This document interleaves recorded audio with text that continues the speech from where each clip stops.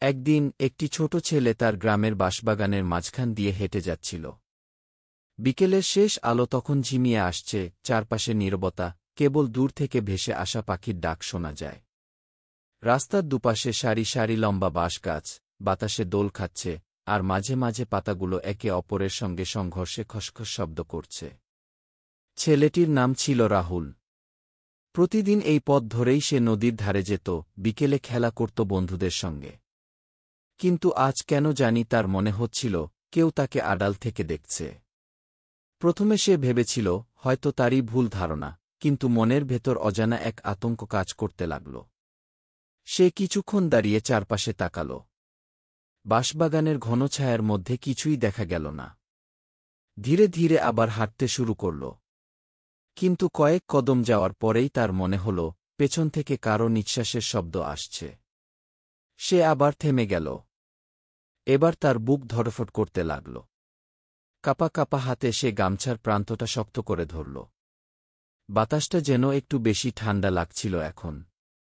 একটু সাহস করে সে পেছন ফিরে তাকাল, কিন্তু সেখানে কিছুই নেই। কেবল বাঁশের পাতাগুলো দুলছে, বিকেলের আলোতে সোনালি আভা ছড়িয়ে পড়ছে মাটির উপর। তবে ঠিক তখনই বাঁশের ঝোপের মাঝখানে একটা ছায়া নড়ে উঠল। রাহুলের হৃৎপিণ্ড এক লাফে যেন গলার কাছে উঠে এল। সে এক মুহূর্ত দাঁড়িয়ে রইল, পা যেন সামনে এগোতে চাইছে না। কৌতূহল আর ভয়ের এক অদ্ভুত মিশ্রণে সে ধীরে ধীরে ছায়াটার দিকে নজর দিল।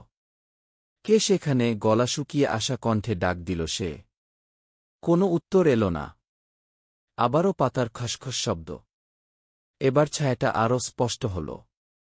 রাহুল বুঝতে পারল কেউ একজন ধীরে ধীরে ঝোপের আড়াল থেকে বেরিয়ে আসছে। সে দৌড়ে পালিয়ে যেতে চাইল, কিন্তু কৌতূহল তাকে আটকে দিল। হয়তো এটা কোনো পরিচিত কেউ, হয়তো তার বন্ধুদেরই কেউ মজা করছে। সাহস করে সে আরেকবার ডাক দিল, কে ওখানে? তখনই ছায়াটা সম্পূর্ণভাবে সামনে এল। একজন বৃদ্ধ মানুষ, ফ্যাকাশে মুখ, লম্বা সাদা দাড়ি, মলিন পোশাক পরা। চোখ দুটো অদ্ভুতভাবে চকচক করছিল। ভয় পেও না ছেলে, কাঁপা কাঁপা গলায় বলল বৃদ্ধ। রাহুল হতভম্ব হয়ে দাঁড়িয়ে রইল। আপনি কে? এখানে কি করছেন? তার কণ্ঠস্বরেও ভয় মিশেছিল। বৃদ্ধ ধীরে ধীরে একটা দীর্ঘশ্বাস ফেলল। অনেক বছর আগে এই গ্রামেরই একজন ছিলাম আমি। কিন্তু এখন আমি কেবল এক স্মৃতি। রাহুল কিছুই বুঝতে পারল না। তার মনে হল সে স্বপ্ন দেখছে। বৃদ্ধ আরও কিছু বলার আগেই আচমকা বাতাসের ঝাপটা এসে সবকিছু ঘোলা করে দিল। চোখের পলকে সে দেখল বৃদ্ধ আর নেই, কেবল বাতাসে দোল খাচ্ছে বাঁশের পাতাগুলো, আর তার হৃদস্পন্দন তখনও দ্রুত চলছে। সে আর দেরি করল না। যত দ্রুত সম্ভব দৌড়ে বাড়ির পথে রওনা দিল। পিছনে তাকানোর সাহসও হল না। বাড়ি পৌঁছে শ্বাসকষ্ট নিয়ে দরজায় ধপ করে বসে পড়ল। তার মা উদ্বিগ্ন হয়ে জিজ্ঞাসা করলেন, কি হয়েছে রাহুল, এত ভীত লাগছে কেন? রাহুল কিছুক্ষণ চুপ করে রইল, তারপর আস্তে আস্তে বলল, মা, বাঁশবাগানে কেউ ছিল।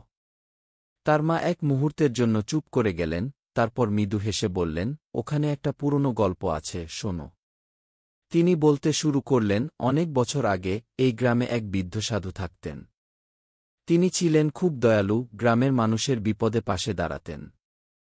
কিন্তু একদিন হঠাৎ তিনি নিখোঁজ হয়ে যান। অনেক খোঁজাখুঁজির পরও কেউ তাকে খুঁজে পায়নি। গ্রামবাসীরা বলেন তিনি এখনও বাঁশবাগানে বাস করেন, পথিকদের দেখে যান, তাদের সুরক্ষা করেন। রাহুল বিস্ময়ে তাকিয়ে রইল। তারপর মুচকি হেসে বলল, তাহলে তো আমি ভাগ্যবান, আমি সত্যিকারের এক গল্পের চরিত্রের সঙ্গে দেখা করেছি। তার মা হেসে বললেন, হয়তো তাই, তবে মনে রেখো, ভয় পাওয়ার কিছু নেই। মাঝে মাঝে অতীত আমাদের সাথে কথা বলে, শুধু আমাদের তা বোঝার ক্ষমতা থাকা দরকার। রাহুল এবার একটু স্বস্তি অনুভব করল। হয়তো সে সত্যিই এক ঘটনার সাক্ষী হয়েছে যা তার সারা জীবন মনে থাকবে।